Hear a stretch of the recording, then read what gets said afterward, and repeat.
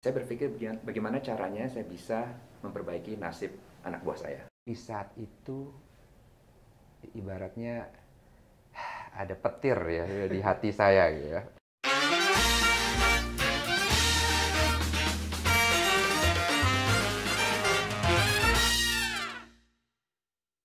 Kebetulan saya punya kakek yang memiliki pengalaman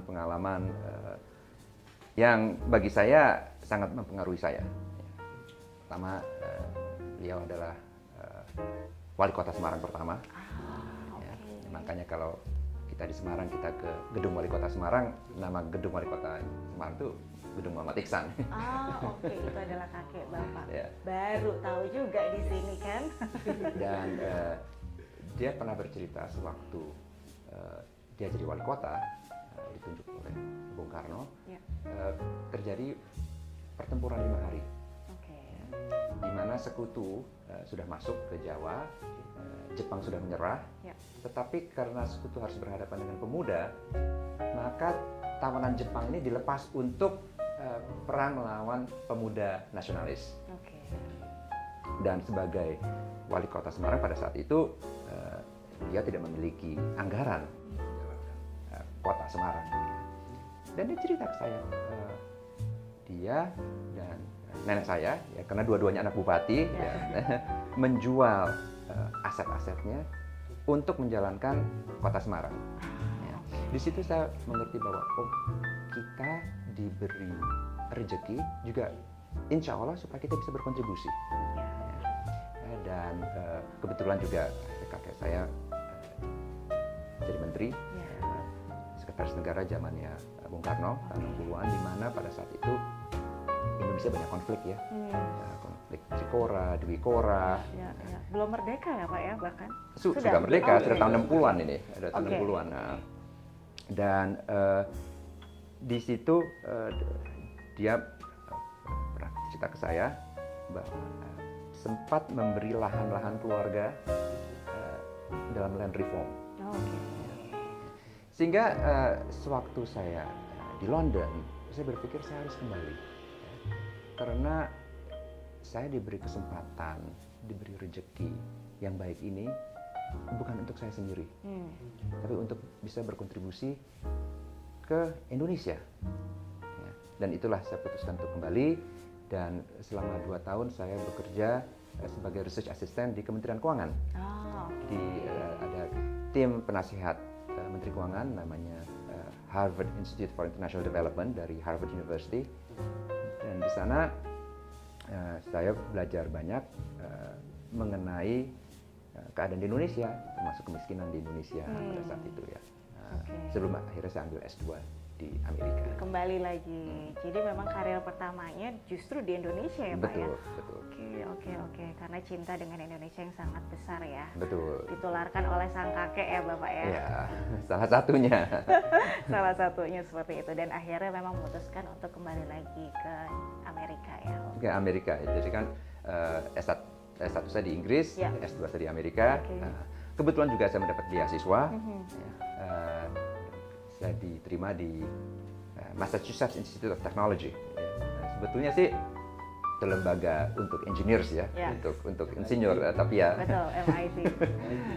Tapi ya saya diterima untuk program pembangunan, studi pembangunan. Oke. Cita-citanya pada saat itu kembali lagi ke Indonesia untuk coba bekerja di Bappenas.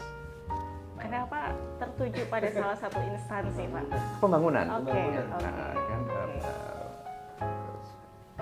Kita belajar studi pembangunan, kita belajar bagaimana caranya menurunkan kemiskinan, ya, meningkatkan pemerataan, ya, dengan pembangunan infrastruktur dan lain-lain. Ya. Jadi pada saat itu Bappenas yang memiliki peran paling besar ya, dalam menentukan pembangunan dalam negeri. Ini masih zamannya Presiden Soeharto ya. Presiden Soeharto, betul. Tetapi somehow saya diambil oleh Citibank New York. Pilihan yang sulit ya Pak. Dan akhirnya kembali ke Citibank Indonesia, tapi sempat kerja di Citibank Singapura. Oh, oke, baik. Nah, sewaktu saya kerja di Citibank Singapura, ya, saya pada saat itu pialang ya. Ini setelah saya lulus S2. Ya. Ya. Susah untuk mencari orang susah Susah untuk mencari orang yang susah. kita bisa bantu Oh, I see. di Singapura. Karena kan negaranya sudah cukup maju ya, Ya, ya. masyarakatnya cukup makmur ya, sehingga bagi saya membantu itu sudah menjadi sesuatu keharusan ya. Jadi itu kembali lagi salah satu alasan kenapa akhirnya saya kembali ke Indonesia. Oke. Lalu ada juga suatu kejadian yang sangat mengena di hati saya ya. Waktu saya kerja di Jakarta, dulu tuh ada 3-in-1. Oke. Jadi Ya. mobil ya, kalau kita mau melalui Sudirman, Tamrin, Ya. harus ada 3 penumpang. Ya. Dan satu saat saya ngambil joki. Biasalah kalau misalnya kita dari pinggir jalan ya. Butuh penumpang tambahan ya, Betul, betul. Dan pada saat itu jokinya ibu tua Pak? Oke. dengan seorang bayi. Oh, I see. Oke. Dia duduk di depan gitu ya. Terus di jalan saya ngobrol, Bu, ini anak keberapa? Terus dia bilang, oh ini anak kedua. Ya. Kakaknya sudah meninggal, baru meninggal. Oh, kenapa? Ya sakit. Terus kapan meninggalnya? Beberapa minggu yang lalu. Terus ibu ini bilang sesuatu yang saya tidak akan pernah lupa. Meninggalnya di rumah. Alhamdulillah di rumah. Jadi lebih murah daripada meninggal di rumah sakit. Oke, Pak. Di saat itu ibaratnya ada petir ya di hati saya gitu ya. Dan sewaktu ibu ini mau turun dari mobil itu, ya udah saya keluarin dompet, saya berikan semuanya yang ada di dompet saya ya kira-kira. Itu pun bagi saya itu masih kurang dibanding kepedihan yang harus dilalui oleh ibu ini. Sehingga saya berpikir, ya Allah, jika saya diberi kesempatan untuk membantu orang susah, saya akan lakukan itu. Dan disitulah saya komit untuk melakukan apa yang saya bisa lakukan untuk membantu orang. Selama saya di Standard Chartered Bank, kemudian saya jadi Managing Director, kalau saya bisa kasih rekomendasi, ya saya lakukan itu. Lalu saya masuk ke LPS sebagai kepala eksekutifnya. Saya berpikir bagaimana caranya saya bisa memperbaiki nasib anak buah saya dan memperbaiki nasib LPS, ya, serta tentunya masyarakat yang berinteraksi dengan LPS. Dan awalnya saya memberi peluang bagi semua direksi, setiap direktur untuk punya proyek sosial. Jadi saya bilang, oke, terserah kalian mau punya proyek sosial di mana, apakah di kampung, apakah di sekolah kalian yang dulu, ya, LPS yang akan membiayai. Sehingga mereka punya komitmen terhadap proyek mereka sendiri. Jadi ini bukan proyek yang diimposisi oleh saya, tapi ini adalah inisiatif mereka. Ya. Yang kedua, saya menginginkan anak buah saya bisa menjadi pemimpin masa depan yang handal. Gimana caranya? Mulailah saya mengawalinya dengan program training ya. Karena LPS adalah resolusi bank gagal tugasnya ya, pendidikannya atau trainingnya adalah ya, merger and acquisition, pendidikan mengenai perbankan, dan alhamdulillah saya bisa mengirim 30 anak buah saya untuk ambil S2 di Inggris. Dan saya patok ya, ini universitasnya harus yang bagus ya. Ada yang masuk ke Cambridge, ada yang masuk ke King's College, London Business School ya. Dan saya menulis surat rekomendasi untuk setiap anak buah saya yang saya kirim. Saya nulis surat rekomendasi ke profesor-profesornya, yang saya yakinkan profesor-profesornya ini asisten saya ini bagus, handal, dan jika diberi kesempatan untuk mengambil program S2 di lembaga institusi kalian, ya, mereka akan menjadi orang yang akan berkontribusi kepada Indonesia nantinya. Luar biasa, punya misi besar ya Betul, Pak ya. ya apa yang kita bisa lakukan kita lakukan lah ya. Oke. Ada yang pernah bilang ke saya, apa sih gunanya punya wewenang dan kekuasaan jika tidak bisa memperbaiki nasib orang? Wah. Ya. Betul sekali Pak. Jadi itu yang ya saya coba lakukan. Ya. Dan tentu kita semua punya keterbatasan ya. Ya. Yes. Tetapi saya mencoba dengan tim saya tentunya ya, bisa dibantu juga kebetulan di LPS dibantu oleh direksi yang handal, Pak Robertus ya salah satunya ya. Saya sangat bergantung dengan Pak Robertus dalam menghadapi isu-isu legal yang dihadapi oleh LPS. Punya misi yang besar banget ya Andi. Yes. Dan tadi kalau kita lihat ya caranya Bapak ini mungkin memimpin, saya percaya semua tuh punya peran ya Pak ya. Betul. Semua punya perannya masing-masing. Gitu. Betul.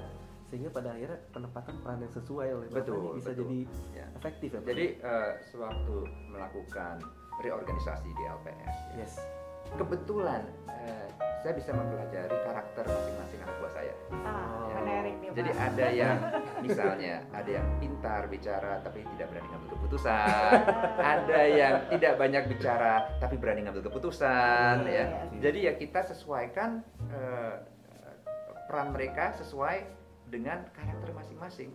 Oke. Karena saya percaya we have to believe in their strengths, not their weaknesses. Ya. Yes, fokus ya Pak Ya. pada Fokus ke Strength-nya. kelebihan mereka, Oke. kekuatan mereka. Ya. Taruh mereka di posisi-posisi di mana kekuatan mereka bisa shine, bisa bersinar, ya. Dan kekurangan mereka bisa ditutupi oleh orang-orang yang memang jago dalam area di mana Orang itu lemah. Orang itu lemah. Gitu. Ya. Ini sebuah ilmu leadership juga ya dari Yes. Pak Fauzi ya. Nah, jadi kalau misalnya tadi kita bicaranya tentang cara Pak Fauzi menempatkan seseorang ya, Ya. dengan memaksimalkan peran-perannya, berarti memang sebenarnya setiap orang punya peran ya Pak ya. Betul. Ya. Karena kita ini kan diberi oleh Tuhan kelebihan Yes. dan kekurangan ya. Betul. Dan bagi seorang manajer atau pemimpin, dia harus mengerti bagaimana caranya menggunakan resources, sumber daya yang dia miliki Oke. untuk hasil yang maksimum. Ya. Artinya dia mesti juggle, Yes. dia mesti pastikan bahwa kombinasi ini benar ini. Ya, betul. Nah, berarti kalau misalkan begitu Pak, kita sebagai mungkin yang tadi nih kita masih baru masuk, baru mulai kerja dan lain, perannya tuh sebenarnya seperti apa Pak untuk ke diri kita sendiri? Oke. Kalau kita baru masuk ya, Yes. kita masih di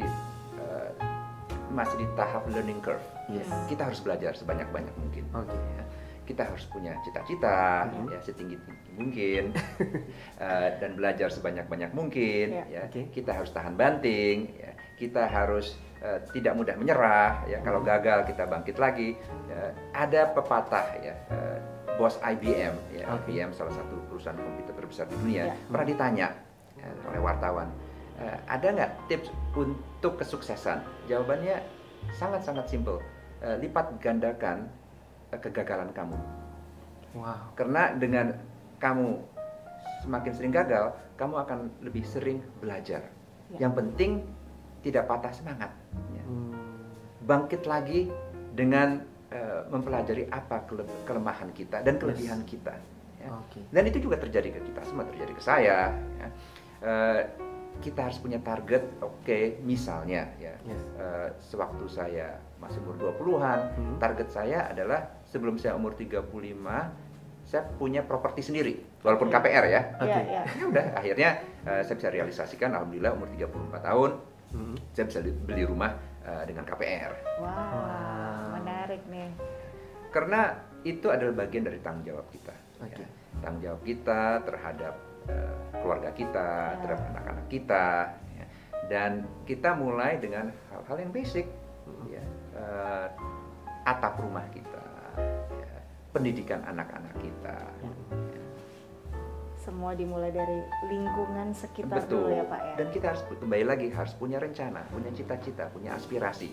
Ya. Dan kita memiliki rencana bagaimana caranya mencapai cita-cita tersebut. Bukan artinya kita akan selalu sukses ya. Ya, Yes. Ya, semua betul. juga tergantung pada Allah ya di atas ya. Tetapi Tuhan juga akan ingin melihat kita mencoba dan mencoba. Betul. Ya. Tidak gampang patah arang, patah semangat ya. Setuju. Berarti memang harus mulai tadi dari hal-hal yang kecil justru dari start Betul. small berarti Pak ya. Start small. Start small.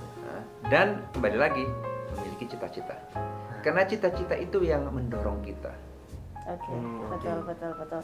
Dari diri sendiri punya cita-cita, Yes. mencintai diri sendiri, kemudian lingkungan makin Oke. besar sampai dengan tadi beberapa pengalaman yang sangat-sangat menarik gitu ya Pak Fauzi ya. Itu artinya kan bagaimana kita bisa mengeksplor terus diri kita juga ya Hani. Betul. Ya. Dan tadi kalau melihat tadi salah satu cita-citanya Pak Fauzi Ya. itu sama cita-cita kita semua. Apa Itu tuh? membeli rumah. Nah, ya kan bahkan ada yang bilang Gen Z susah membeli rumah. Pak Fauzi tadi bisa beli rumah dari Sebelum KPR. umur Sebelum umur 34. 35 iya. 35. Dan saya juga pernah indekos ya. Nah, Wow, Ya, jadi jangan. betul. Saya pernah keluar dari rumah orang tua saya untuk indekos. oh wah. Pak ini waktu di Inggris kan Pak, bukan di Di Indonesia kan Jakarta. Pak? Di Oh, Jakarta. Di serius, Cikini, Pak? ya. Oke, ini cerita yang menarik lagi ya. Wah. Ya, karena ya biasalah kita waktu masih muda, Oke. punya prinsip sendiri, Ya. debat dengan orang tua, ya kita oke kalau begitu saya keluar dari rumah, Ngekos Pak kira. ngekos dengan shared bathroom. Wow, seorang Pak Fauzi. Ternyata ngerasain ngekos juga. Iya. Tapi Pak Fauzi nggak ngerasain pay later, Handi. Enggak. Oh, pay later tadi bentuknya KPR. Oh, KPR. Sudah lebih jelas. Berarti mungkin Betul, karena betul. edukasi finansialnya tepat nih. Karena KPR itu adalah investasi. Nah, Wah. oke. Jadi jangan melihat KPR itu sebagai hutang. Oke. Ya. Tapi itu investasi. Hutang itu bagi saya adalah hutang kalau untuk membiayai kehidupan sehari-hari. Oke, Nah, betul, oke. betul. Untuk konsumsi. Ya. Yes. Tetapi kalau untuk membeli properti, Mhm. terutama yang nilainya naik, ya itu adalah investasi. Oke, Nah. seru banget nih. Udah masuk ke soal-soal finansial, jadi pengen ngulik yang lain ya. Betul. Bapak waktu itu sudah melek finansial investasi umur berapa sih Pak? Saya membeli saham pertama saya umur 16 tahun. 16 tahun Iya, Pak. 16. Magic ya kayaknya Pak Fauzi ini. Iya, tadi dari Pindah ke SMP. London 6 SD, Yes. beli investasi, 16 saham tahun. 16 tahun. 16 tahun. Karena pada saat itu Oke. saya diuntungkan dengan zaman. Ya. Oke. Di Inggris perdana menterinya itu adalah Margaret Thatcher, Iron Lady, Yes.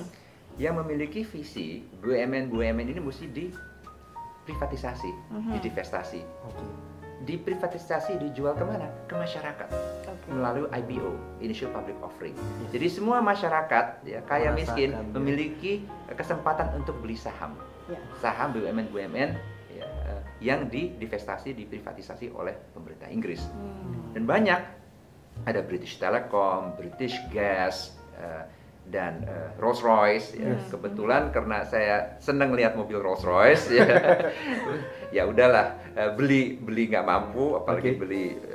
beli bannya aja nggak mampu. Jadi uang saku yang saya miliki ya saya gunakan untuk beli saham Rolls Royce yang waktu itu dijual oleh pemerintah Inggris. Saya beli allotment slot yang paling kecil lah ya. Iya, iya. Tapi dengan saya membeli saham Rolls Royce, saya jadi belajar kan lah, terpaksa belajar Ya. ya, belajar mengenai ekonomi, mengenai laporan keuangan, ya, dan mulai mengerti keadaan ekonomi dan kesempatan di pasar finansial. Ya. Setelah itu sewaktu saya ambil program S1 di London, Perang Dingin berakhir, Oke. Cold War Oke. berakhir. Jerman Timur dan Jerman Barat bergabung. Ya. Dan itu membutuhkan biaya yang sangat besar, ya, Oke. karena Jerman Timur ini kan pembangunannya itu di belakang Jerman Barat ya. Yes.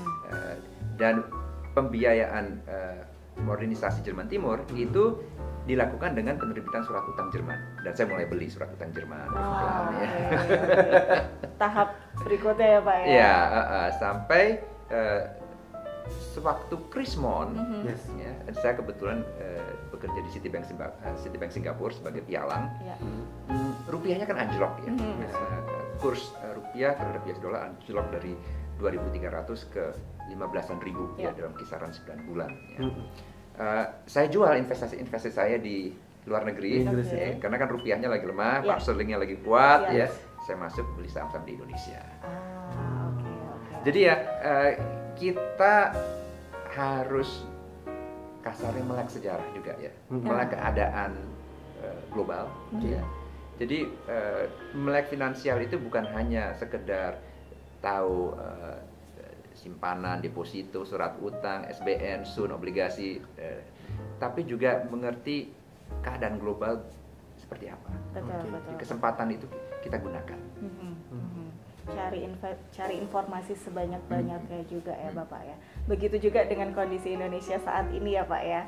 Persiapan menuju 2023 yang infonya banyak sekali. Ramalannya sudah mulai mengerikan sebenarnya Pak ya. Anak muda nggak bisa beli rumah dan sebagainya gitu kan Pak. Kira-kira ada pesan nggak Pak untuk anak-anak muda Indonesia? Ya, tantangan akan selalu ada dalam kehidupan. Dan saya selalu berpikir kita ini udah beruntung. Kita beruntung bukan pengungsi di Ukraina. Ya. Kita beruntung bukan jadi anaknya petani di daerah gersang. Ya. Jadi kita harus bersyukur. Ya. Dan kita harus juga bersyukur karena memiliki kemampuan untuk berkembang. Ya. Yes. Ya. Nah, we have to start early. Ya, kita harus mulai dari awal. Ya. Mulainya tentunya dari nabung. Ya. Ya. Tapi juga jangan terburu-buru. Ya. Oke. Karena pengalaman saya, kebetulan sewaktu di LPS saya menutup 39 bank.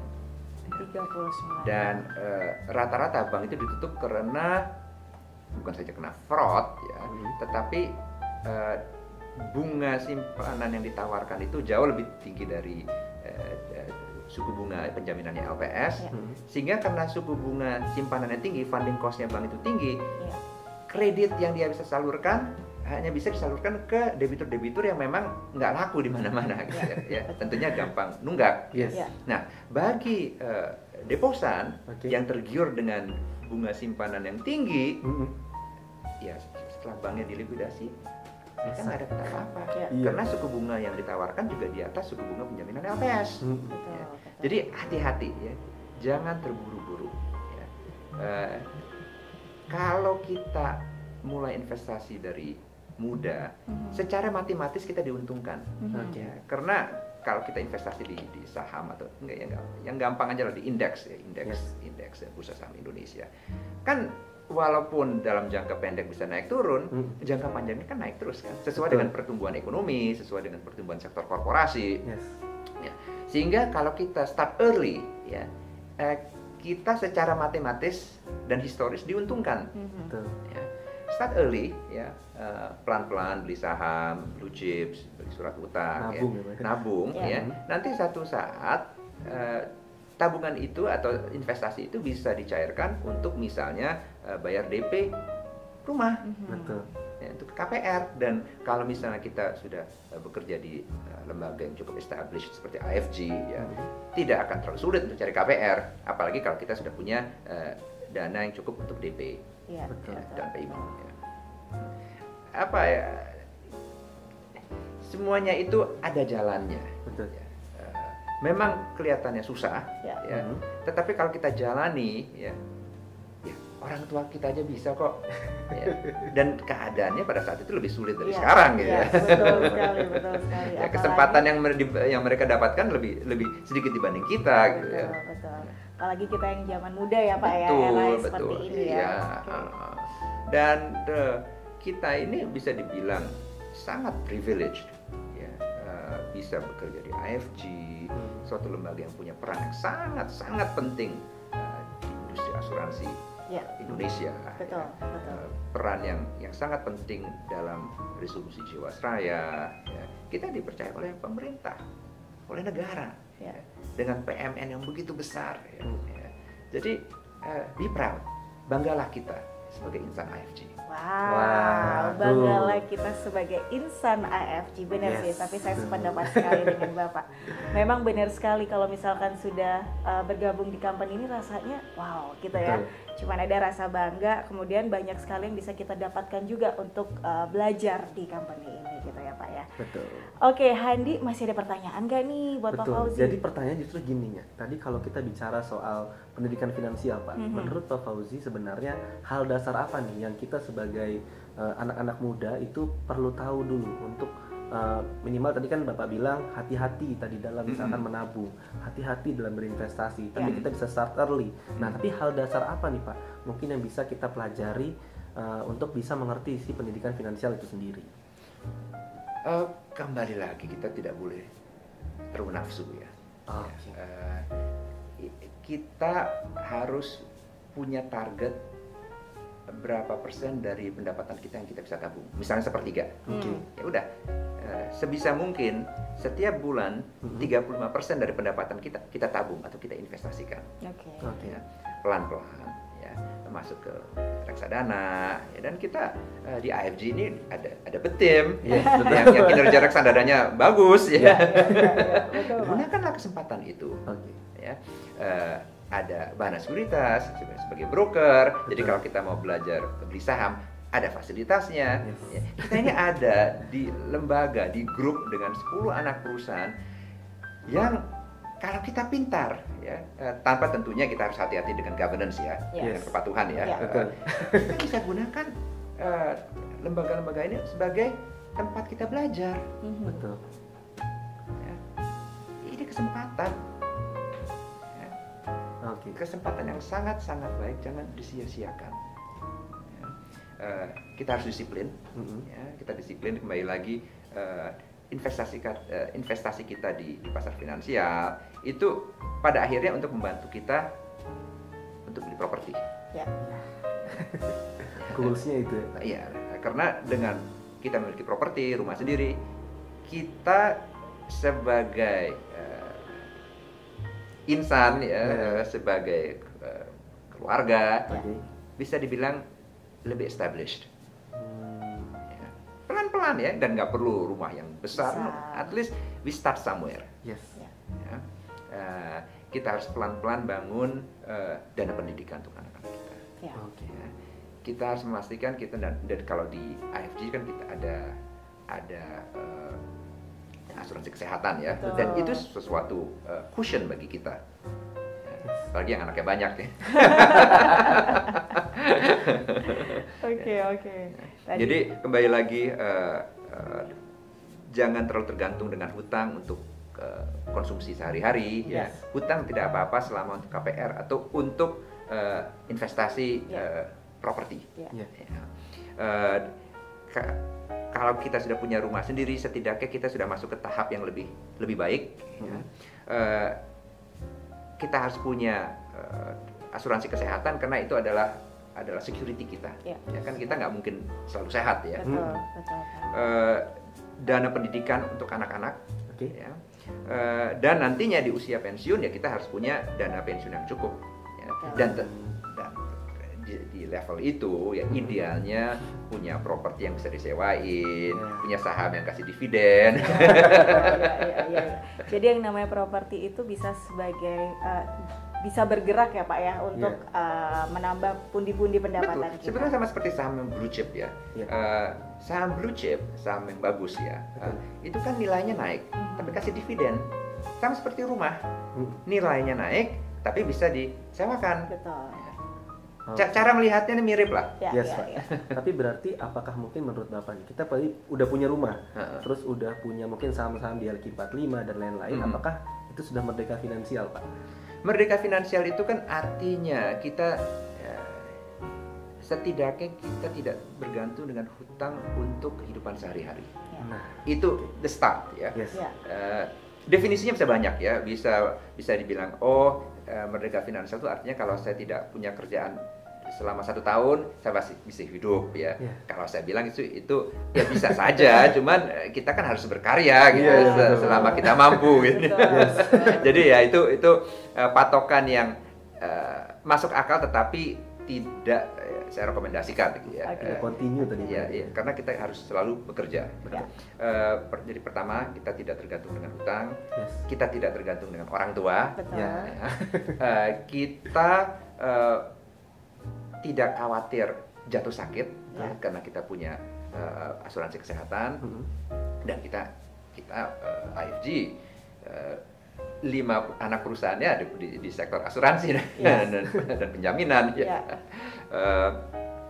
dan kita harus punya cita-cita mengenai anak-anak kita. Dan ini yang akan mendorong kita untuk membangun dana pendidikan. Oke. Jadi itu adalah versi merdeka secara finansial dari Dari Bapak. Bapak Fauzi. Betul. Nah. Pertanyaan terakhir Pak, merdeka finansial versi Bapak. Mungkin nggak tahu nih flashback atau enggak. Tahun berapa atau pada saat Bapak umur berapa? Milestone itu sewaktu saya bisa beli rumah umur 34 tahun. Oke, 34 tahun itu ya Pak ya. 34 tahun punya rumah. Ya, karena saya merasa oke, setidaknya saya bisa memberi keluarga saya atap, ya, di luar dari orang tua kita masing-masing ya. Tapi kita kan harus independen. Ya. Dan dengan kita independen, kita bisa independen terhadap orang tua kita juga. Jadi, dan setelah itu kita investasi. Saya bisa alhamdulillah ngirim anak ke luar negeri. Saya bisa bangga ya karena sejak saya lulus S2 saya tidak pernah minta uang sepeser pun dari orang tua. Luar biasa, keren banget nih Pak Fauzi. Tapi saya juga harus mengakui bahwa saya bisa sampai di titik ini karena dibantu banyak orang. Ini yang kita jangan lupakan, ya, bahwa sehebat-hebatnya kita tidak akan mencapai posisi puncak jika tidak dibantu oleh orang-orang yang sayang sama kita, mau berkorban untuk kita tanpa pamrih dan karena Allah Tuhan yang melindungi kita. Luar biasa kan? Betul. Oke Bapak, sebelum berakhir nih Pak, aduh obrolannya benar-benar daging semua gitu ya. Ada pesan-pesan nggak Pak untuk anak muda atau untuk semua insan AFG yang nonton AFG Talk ini? Oke. Nah, pertama terima kasih banyak atas kesempatan ini, Andi kan ya. Ini merupakan suatu kebanggaan bagi saya. Ya. Dan kami juga Pak pastinya. Dan saya juga sangat senang bisa berkomunikasi dengan teman-teman insan AFG walaupun tidak secara langsung. Ya. Pintu saya terbuka ya jika ada yang ingin ngobrol dengan saya. Intinya saya hanya ingin bilang bahwa kita semua ini beruntung bisa bersatu dan bersama di bawah payung AFG. Ini adalah kendaraan yang sangat cerah masa depannya. Ya. Tetapi kita juga harus kerja keras dan kerja pintar, work smart. Ya. Kita akan selalu menghadapi tantangan. Jangan putus asa, jangan patah semangat, ya. Dan kita harus selalu belajar dalam hidup ini. Ya. Dan yang penting juga adalah kita memiliki teman-teman yang bisa membantu kita, dan kita juga harus siap membantu teman-teman. Ya. Kita harus ingat bahwa kita ini satu kapal. Ya. Jika kita karam bersama, tapi kalau kita berhasil mencapai tujuan, kita mencapai tujuan bersama, sukses bersama. Dan bagi insan AFG yang saya banggakan, yang saya sayangi, saya yakin masa depan kalian cerah. Amin. Luar biasa nih. Terima kasih sekali Pak, kita senang banget Pak terus terang ngobrol-ngobrol dengan Bapak secara langsung, mengenal Bapak jauh lebih dekat lagi gitu ya. Dan semua pesan-pesannya saya yakin juga semua insan AFG pasti seneng nih dengerin podcast yang kali ini, AFG Talk kali ini. Betul. Ya kalau begitu Pak, kita mungkin harus menutup sesi hari ini. Terima kasih Pak Fauzi. Terima kasih. Terima kasih banyak Terima kasih Bapak. banyak Pak. Mungkin insan AFG semoga bisa mengambil baiknya, ya, yang buruknya dibuang, ya, diambil manfaatnya. Semoga kita bisa bersama maju dengan tadi ya kendaraan terbaik ini. Semuanya harus start small ya, Nya. Betul banget. Semua dimulai dari diri sendiri. Yes, jangan pernah memberi. takut gagal. Betul. Itu poinnya juga tuh dari Pak Fauzi hari ini. Tuh, gimana mau merdeka kalau nggak mulai dari diri sendiri ya? Nah, benar banget. Oke, terima kasih kalau begitu semua insan AFG. Kita ketemu lagi di AFG Talk episode berikutnya. Saya Kania. Saya Handi. Pamit undur diri. Bye. AFG Talk. We walk the talk.